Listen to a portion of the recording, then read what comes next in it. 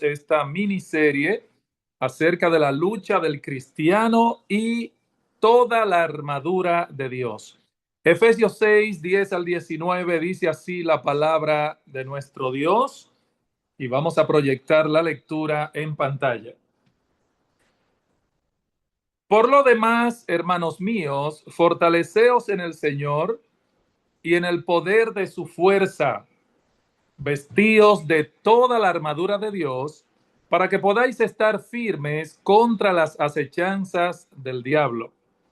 Porque no tenemos lucha contra sangre y carne, sino contra principados, contra potestades, contra los gobernadores de las tinieblas de este siglo, contra huestes espirituales de maldad en las regiones celestes. Por lo tanto, tomad toda la armadura de Dios para que podáis resistir en el día malo y habiendo acabado todo, estar firmes. Estad pues firmes, ceñidos vuestros lomos con la verdad y vestidos con la coraza de justicia y calzados los pies con el apresto del evangelio de la paz. Sobre todo tomad el escudo de la fe con que podáis apagar todos los dardos de fuego del maligno. Y tomad el yelmo de la salvación y la espada del Espíritu, que es la palabra de Dios. Orando en todo tiempo, con toda oración y súplica en el Espíritu, y velando en ello con toda perseverancia y súplica por todos los santos. Y por mí, dice Pablo, a fin de que al abrir mi boca, me sea dada palabra para dar a conocer con denuedo el misterio del Evangelio. Fíjense, mis hermanos, tan pronto nosotros hicimos la paz con Dios por medio de Cristo, nos pasamos a otro bando en una guerra sin cuartel entre el bien y el mal. Cada pulgada de terreno que nosotros avanzamos en el camino de la santidad será en medio de grandes conflictos, y esto por el hecho de que la vida cristiana no es un parque de diversiones. La vida cristiana es un campo de batalla. La vida cristiana es un campo de batalla. Estamos inmersos en una guerra espiritual, pero como veremos en un momento, Dios nos ha dado las instrucciones, Dios nos ha provisto los recursos necesarios para poder tener victoria en medio de esta guerra. Es de suma importancia, de suprema importancia que los cristianos estemos apercibidos de esta lucha, del enemigo que estamos enfrentando, de los recursos con que contamos, porque de no ser así, seremos presa fácil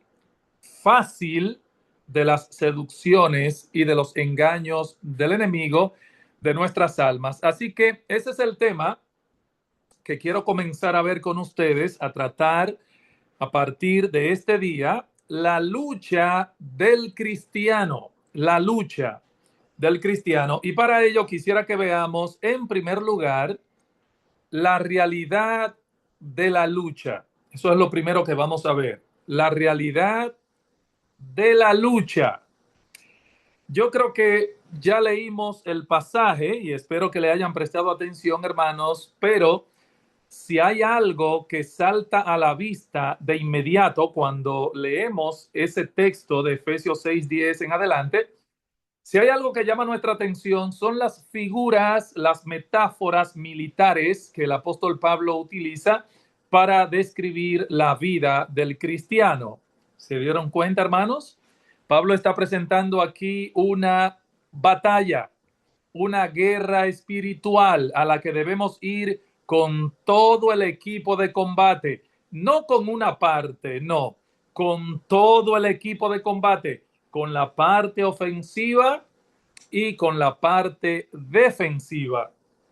Pero también vemos que hay un cuartel general con el que debemos permanecer en contacto todo el tiempo. Hay una armadura que debemos usar, hay un enemigo que debemos conocer y que debemos resistir.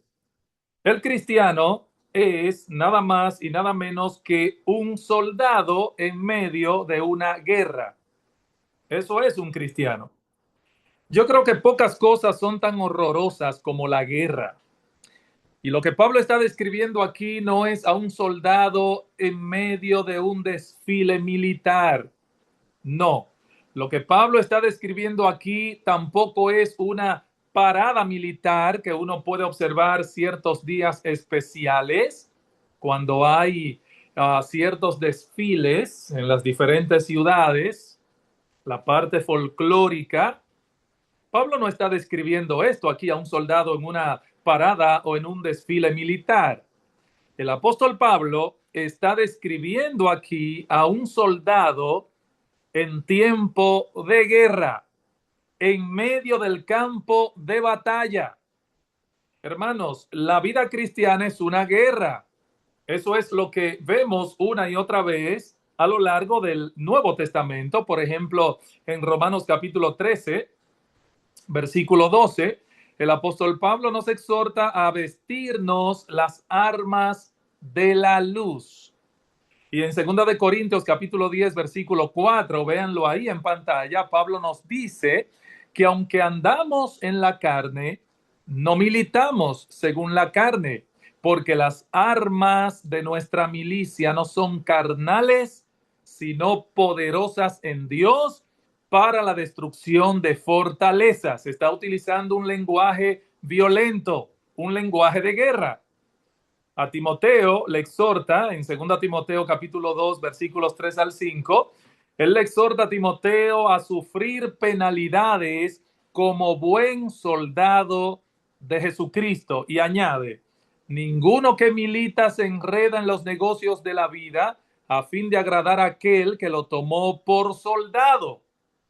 Mi hermano, mi hermana, cuando tú te convertiste al Señor, tú fuiste enlistado en el ejército de Dios. Más adelante, en 2 capítulo 4, versículo 7, sabiendo Pablo que le quedaba poco tiempo de vida, él dice a Timoteo, yo he peleado la buena batalla. Literalmente, yo he peleado la buena agonía. Saben que muchas de las guerras que el hombre hace hoy día no son más que un inútil derramamiento de sangre. Ahora, Pablo dice aquí que esta batalla es buena. Por eso él dice, yo he peleado la buena batalla.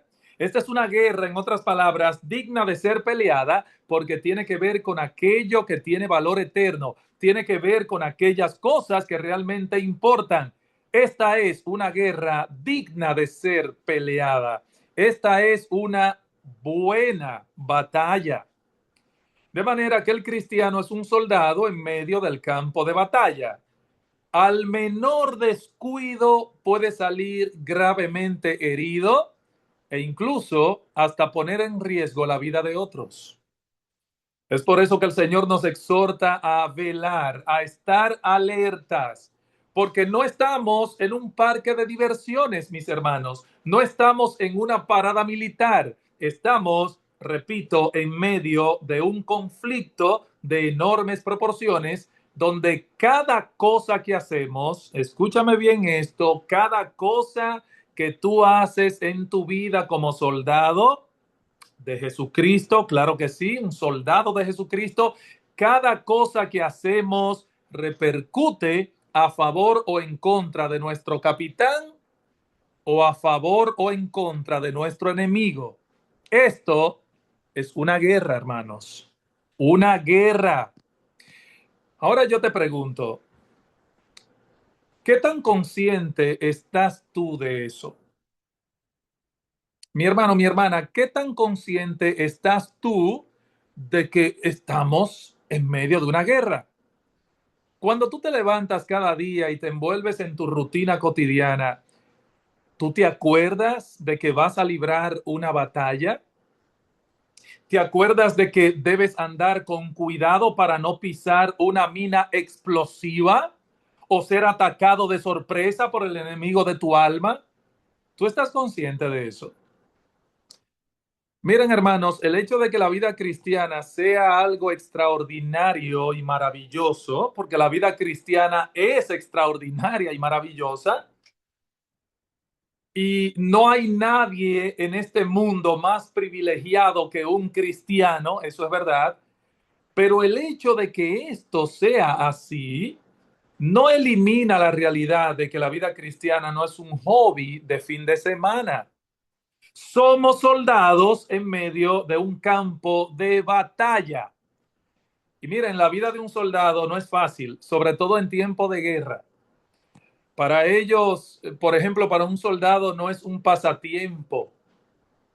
Déjame ir a Ucrania o a Irak a tirar unos cuantos tiros o municiones. No, yo no creo que eso sea lo que un soldado piense. Y Pablo nos está diciendo aquí que nosotros somos soldados en medio o en tiempo de batalla. Cada día, cada día nos enfrentamos con nuevas dificultades, con nuevos peligros. Miren, hermanos, preparando este tema, yo estuve pensando que muchas veces damos la impresión, me temo de eso, me temo que muchas veces damos la impresión de no estar apercibidos de esta realidad, de que alrededor nuestro se está librando un conflicto cósmico de repercusiones eternas que no podemos ver con los ojos físicos. Y muchas veces damos la impresión de que esa guerra se acabó. Vivimos como si Dios y el diablo hubiesen firmado un acuerdo de paz, un tratado de no agresión. Y algunos parecen estar tan despreocupados, tan quitados de bulla, como decimos en República Dominicana. Algunos parecen estar tan despreocupados que nadie diría que ellos están en un campo de batalla. Así viven, así crían a sus hijos, como si no hubiera ningún peligro. Pero la Biblia dice que estamos en guerra, hermanos, y que esta guerra perdurará, ¿saben hasta cuándo? Hasta que Cristo vuelva y todos sus enemigos sean puestos por estrados de sus pies. Mientras tanto, tendremos que seguir peleando cada día de nuestra vida hasta que lleguemos a nuestro reposo final en la presencia de Dios. Hermanos, repito, estamos en guerra, pero, pero, Dios nos ha provisto todo lo que necesitamos para pelear, todo. Y ese es el segundo punto que quisiera considerar con ustedes a continuación. Los recursos que tenemos a la mano. Ya vimos la realidad de la lucha. Ahora vamos a ver que Dios no nos ha enviado al campo de batalla sin nada en las manos. Él nos ha dado los recursos para pelear. Vamos a ver ahora los recursos que tenemos a la mano. De paso, de paso, cuando nosotros veamos ahora los recursos que Dios nos ha dado para pelear, eso nos va a dar una idea aproximada de la clase de enemigo que nosotros estamos enfrentando. Miren, porque hermanos, sería un error táctico, por ejemplo, usar las armas más poderosas con un enemigo débil y sin importancia. Por ejemplo, a nadie se le ocurriría, a menos que esté mal de la cabeza, a nadie se le va a ocurrir matar un mosquito de un balazo. No, con un periódico enrollado es suficiente. Las armas que tú y yo usamos nos dan una idea del poder del enemigo con el cual estamos luchando. Ahora noten cuáles son los recursos que Dios ha puesto a nuestra disposición para que podamos pelear esta guerra y para que tengamos una idea de lo que estamos enfrentando aquí. En primer lugar, Pablo menciona en el versículo 10, véanlo en pantalla, el gran poder de Dios. El gran poder de Dios. Dice el versículo 10, Pablo allí dice que debemos fortalecernos en el Señor y en el poder de su fuerza. Pablo ya había mencionado antes en esta misma carta a los Efesios este poder de Dios. Por ejemplo, vean lo que dice en Efesios 1, 18 al 21. Cuando Pablo había mencionado ya ese poder, Efesios 1, 18 al 21, dice, alumbrando los ojos de vuestro entendimiento, para que sepáis cuál es la esperanza a que Él os ha llamado y cuáles las riquezas de la gloria de su herencia en los santos y cuál la supereminente grandeza de su poder para con nosotros los que creemos, según la operación del poder de su fuerza, la cual operó en Cristo, resucitándole de los muertos y sentándole a su diestra en los lugares celestiales, sobre todo principado y toda autoridad, poder y señorío, y sobre todo nombre que se nombra, no solo en este siglo, sino también en el venidero. O sea, Pablo, en otras palabras, les dice a los hermanos de Éfeso, yo quiero que ustedes conozcan ese poder. Ese poder está disponible para ustedes. Ese poder, dice Pablo, está a vuestra disposición. De manera, mis hermanos, aunque tenemos buenas razones para no descuidarnos en esta guerra, no tenemos razones para que el miedo nos paralice tampoco. He ahí los dos extremos que yo muchas veces veo en la vida de algunos creyentes. Hay creyentes que viven como si el diablo no existiera, pero hay otros que viven paralizados por la existencia del diablo. No, ni un extremo ni el otro, ninguno de los dos. No tenemos razón para que el miedo nos paralice porque tenemos a nuestra disposición el poder omnipotente de Dios. Recuerden, hermanos, no existe nada ni nadie en todo el universo que sea más poderoso que nuestro Señor y Salvador Jesucristo. Nadie ni nada. Por eso Pablo dice en Filipenses 4:13, aquel famoso texto, que todo lo podemos en Cristo porque Él nos fortalece. Ahora, separados de Él, nada podemos hacer, pero todo lo podemos en Él porque Él es todopoderoso. Así que no hay razón para vivir una vida cristiana derrotada y mediocre. No hay razón. La lucha es fuerte. El enemigo es cruel y poderoso, pero el poder omnipotente de Dios está a nuestra disposición. Bendito sea su nombre por esto, hermanos. Ahora, ¿qué debemos hacer nosotros? Bueno, Pablo dice fortalecernos en Él. Fortalecernos en Él. Y eso implica a lo menos dos cosas. Por un lado, eso implica que no vamos a confiar en absoluto en nosotros mismos. Eso es lo primero. No vamos a confiar en absoluto en nosotros mismos. Mira, mi hermano, mi hermana, no pretendas vivir la vida cristiana en tus propias fuerzas. ¿Sabes por qué? Porque no podrás. No podrás. No importa cuánto tiempo tengas en el Evangelio, cuántos años tengas en la fe, no importa cuánto conocimiento bíblico tú hayas adquirido a través de los años, nunca es más débil un cristiano que cuando se cree fuerte. ¿Recuerdan ustedes cuando Cristo le dijo a Pedro y a los demás discípulos que ellos lo iban a negar esa noche? Pedro estaba tan seguro de su fidelidad que él no podía concebir que él era capaz de hacer eso. Aunque todos te negaren, Señor, yo nunca te negaré. Yo nunca te voy a traicionar, Señor. ¿Saben qué? Unas horas más tarde, ese mismo Pedro estaba jurando con maldición que él no tenía relación alguna con Jesucristo. Hermanos, si vamos a pelear esta batalla, tenemos que entender esto. En nuestras propias fuerzas no tenemos ninguna oportunidad de ganar.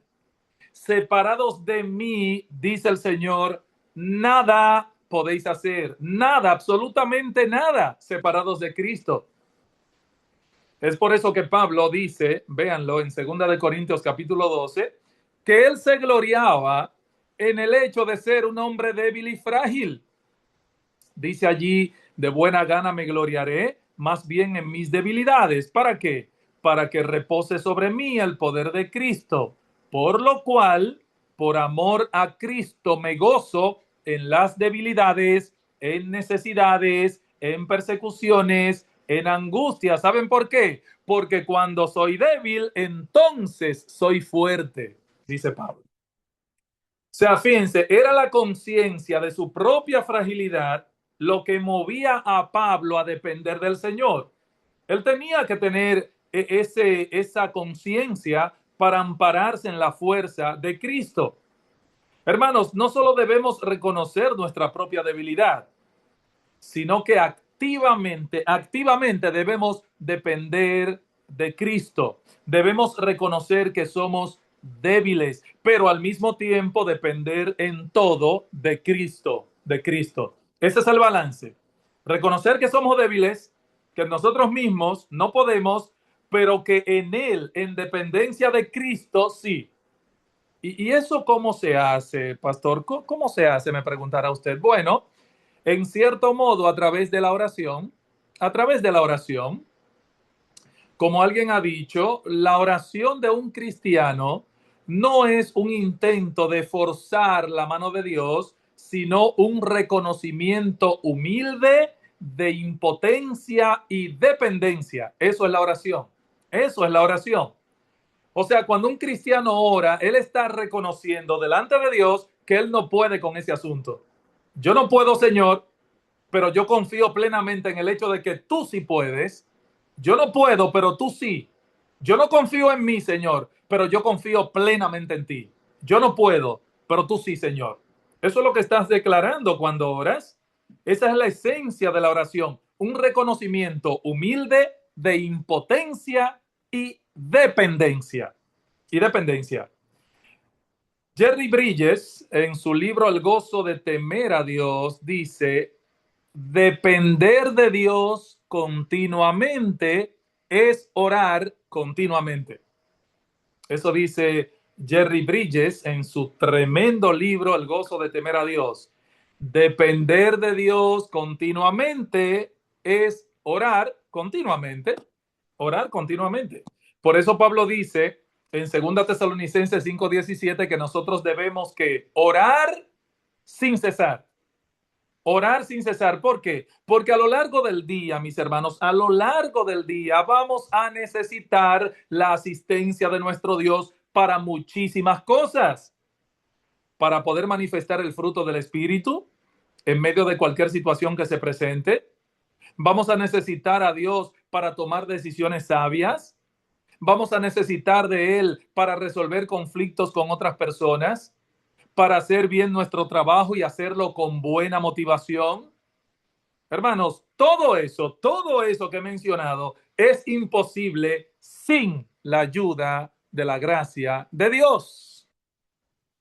Por eso la oración es de vital importancia para el cristiano, tanto a nivel individual como a nivel corporativo.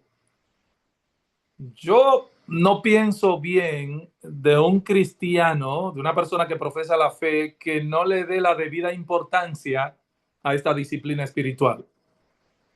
Porque ese cristiano que no ora no entiende lo que es el cristianismo, le falta visión. Él no se da cuenta de la lucha cósmica que estamos peleando aquí. Su visión del cristianismo es totalmente defectuosa.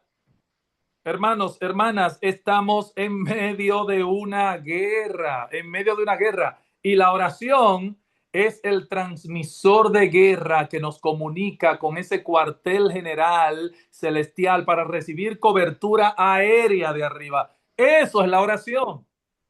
Todos los recursos que tú y yo necesitamos nos serán enviados al campo de batalla, pero si pedimos auxilio en oración. Solo así.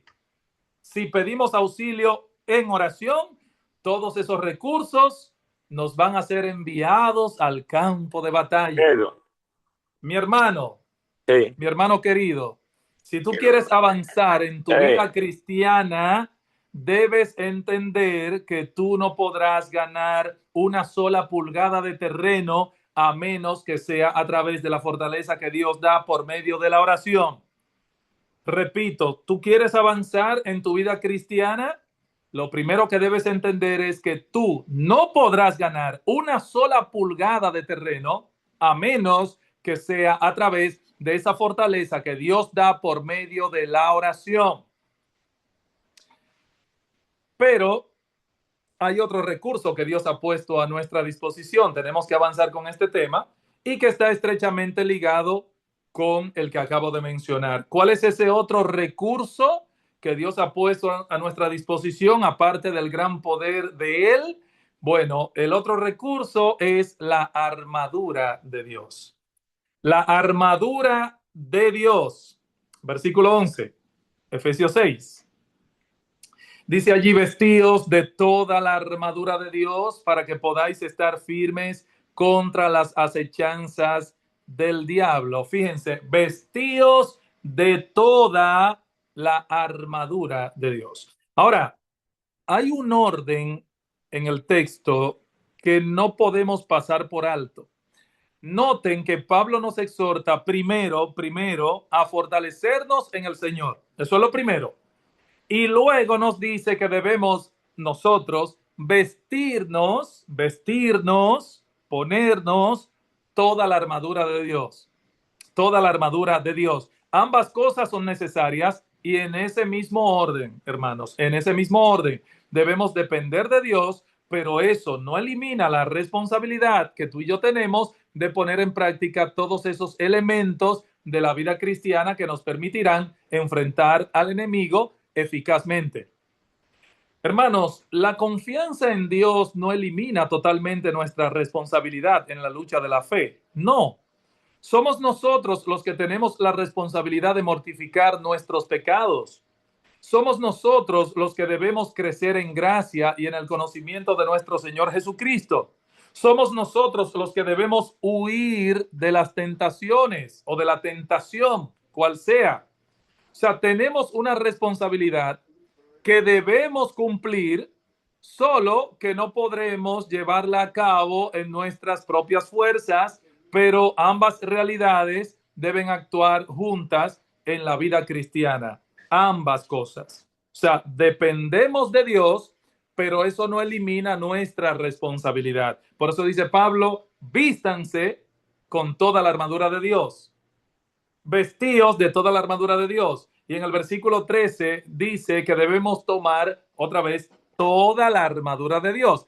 Eso debes hacerlo tú, porque nadie lo va a hacer por ti, en dependencia de Dios, pero debes hacerlo tú.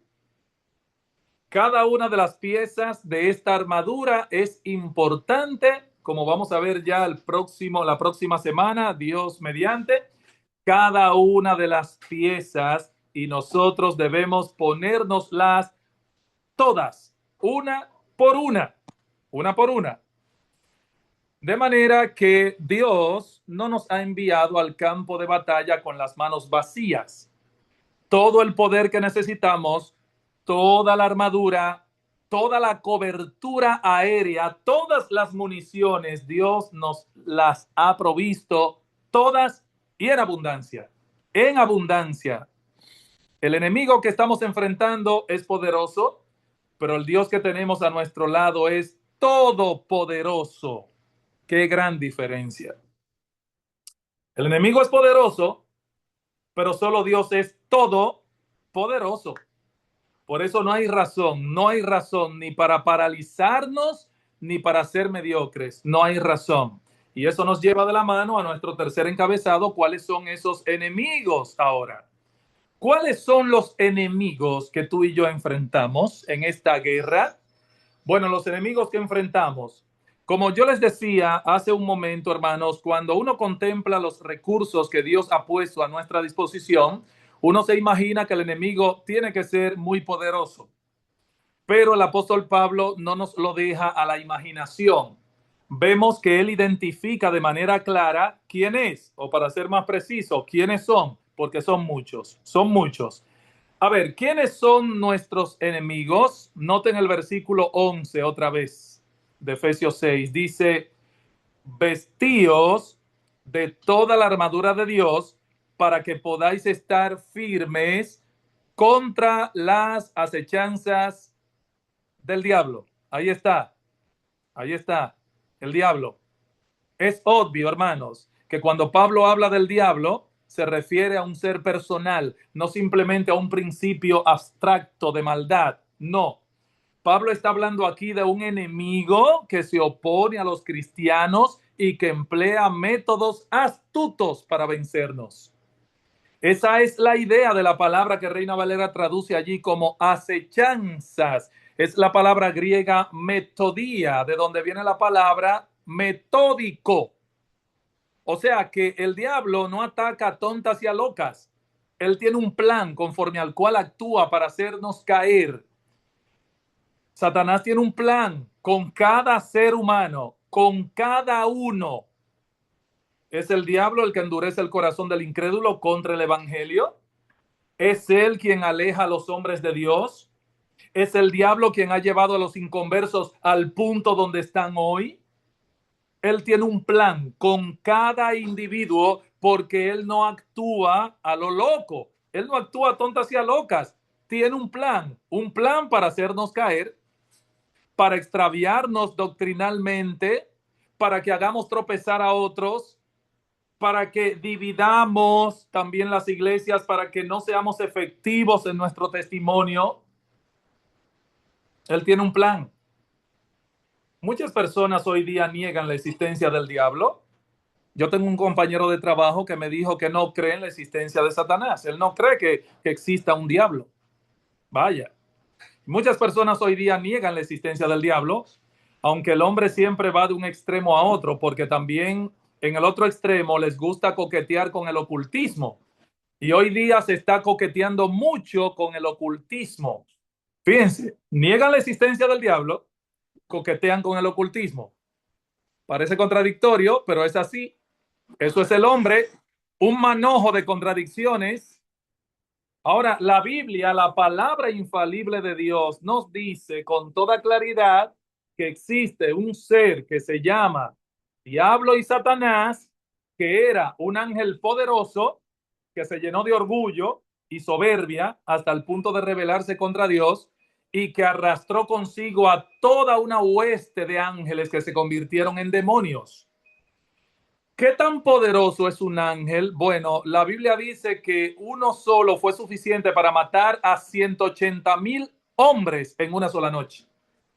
180,000, un solo ángel se llevó en una noche. El diablo no es omnipresente, o sea, él no puede estar en todo lugar a la vez como Dios, pero él tiene toda una hueste espiritual de maldad bajo su mando. Vean el versículo 12 de Efesios capítulo 6. Dice, porque no tenemos lucha contra sangre y carne, sino contra principados, contra potestades, contra los gobernadores de las tinieblas de este siglo, contra huestes espirituales de maldad en las regiones celestes. ¿Saben algo? Toda esta atmósfera donde nosotros vivimos está plagada de demonios y todo el que no es cristiano está a merced de ellos. Eso es lo grande.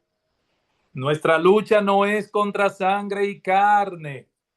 Miren, yo creo que si nosotros recordáramos esto más a menudo, no nos enredaríamos tanto en controversias y pleitos con otras personas. Si siempre recordamos esto más a menudo, el cristiano que puede recordar esto y siempre tener eso pendiente, no se enredara tanto en controversias y pleitos con otras personas.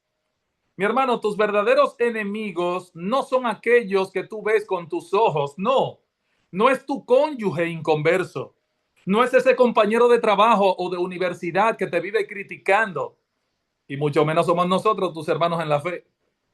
Sí, muchas veces Satanás y sus huestes demoníacas usarán a personas de carne y sangre para atacarnos y molestarnos. Eso es verdad. Pero nosotros debemos ver más allá. Debemos ver la batalla que se está librando en este mismo momento entre el reino de la luz y el reino de las tinieblas. No te dejes engañar, mi hermano, mi hermana, no te dejes engañar. Si tienes algún problema con un ser humano de carne y hueso, igual que tú, recuerda esto. Nuestra lucha no es contra sangre y carne, es contra principados, potestades, huestes espirituales de maldad contra los gobernadores de las tinieblas de este siglo.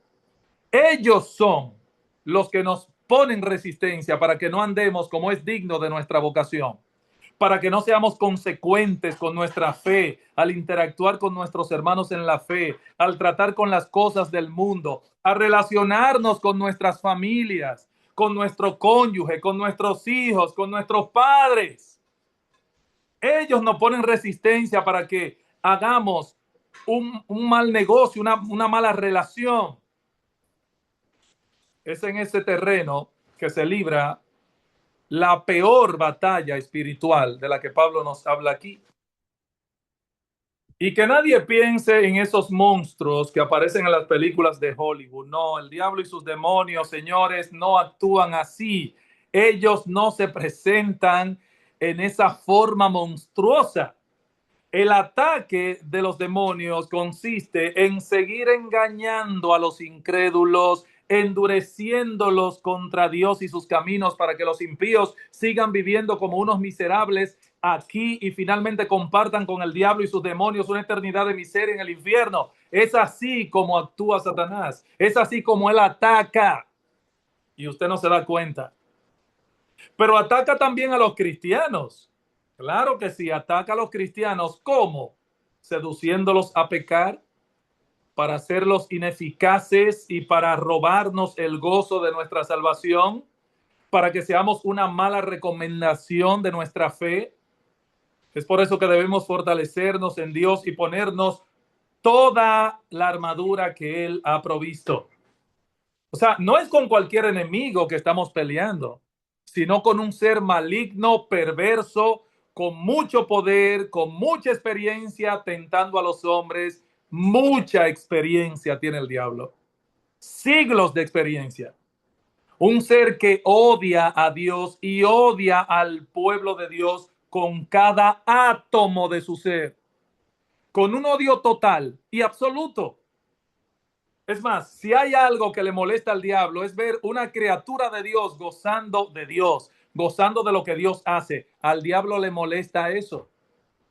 En Satanás y sus demonios no hay una pizca de amor, no hay una pizca de bondad hacia nadie, ni siquiera para los que son suyos. Cristo dice de Satanás que él es un mentiroso y un homicida desde el principio. El diablo miente para destruir. Él ofrece lo que no puede dar y disfraza su anzuelo para que el hombre no pueda ver el desastre que le vendrá a su vida cuando lo muerda. Él es mentiroso y homicida. Y yo me pregunto, hermanos, ¿cómo podremos nosotros enfrentar a un enemigo así sin la gracia de Dios? ¿Cómo? No podemos. No podemos. Pero yo no quiero concluir dejando en ustedes una nota de alarma y de terror. Claro que no, porque Pablo nos deja más bien en el texto una nota de victoria. Y ese es mi último punto que veré mucho más brevemente. La victoria de la lucha. La victoria de la lucha. Es fuerte la lucha. Es constante y peligrosa. Pero Pablo nos dice que los cristianos no solo podemos ponerle resistencia al diablo y sus demonios y a sus demonios, sino que podemos avanzar en medio de la batalla. Versículo 13, Efesios 6, dice, por tanto, tomad toda la armadura de Dios para que podáis resistir en el día malo y habiendo acabado todo, estar firmes. ¿Notaron algo allí? Para que podáis estar firmes. Podemos resistir, podemos estar firmes y permanecer, dice Pablo, siempre y cuando nos fortalezcamos en Dios y nos pongamos su armadura. Ahora noten que Pablo menciona aquí algo curioso. Él habla de el día malo.